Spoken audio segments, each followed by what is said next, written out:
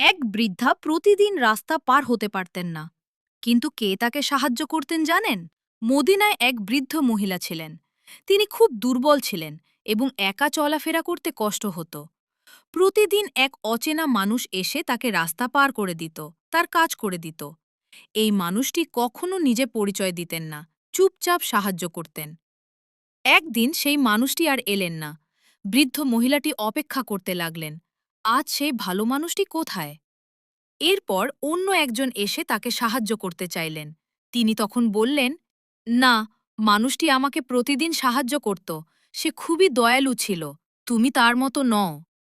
তখন সেই ব্যক্তি বললেন, আপনি জানেন কি, যিনি আপনাকে সাহায্য করতেন তিনি আর কেউ নন। তিনি ছিলেন মুহাম্মদ সাল্লাল্লাহু আলাইহি ওয়াসাল্লাম। এটা শুনে বৃদ্ধা অবাক হয়ে গেলেন। তিনি বুঝতে পারলেন, যিনি এতদিন সাহায্য করতেন তিনি ছিলেন পৃথিবীর সবচেয়ে মহান মানুষ। এটা থেকে আমরা শিখলাম, গোপনে ভালো কাজ করা সবচেয়ে উত্তম। মানুষকে সাহায্য করলে আল্লাহ খুশি হন। আমরা কি এমন হতে পারি?